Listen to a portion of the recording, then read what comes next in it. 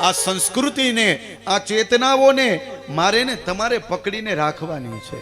આપણા જે સંસ્કાર આપણા બાપ દાદાએ આપણને આપ્યા છે ને, એ જ સંસ્કાર એમાં પ્લસ કરીને આપણા બાળકોને આપો. આ સંસ્કૃતિને બચાવો. જો આપણે અત્યારે આપણી સંસ્કૃતિને બચાવશું નહીં ને, તો 10 વર્ષ પછી આપણે કોકના નોકર થઈને રહેવું પડશે. જો આપણે નોકર ન બનવું હોય, આપણા બાળકોને નોકર ન બનાવવા હોય, તો આપણી સંસ્કૃતિનું સિંચન કરો, આપણા ધર્મને પકડીને રાખો. નકર વખત એવો આવશે કે આપણે કોકના ગુલામ બની જાશું.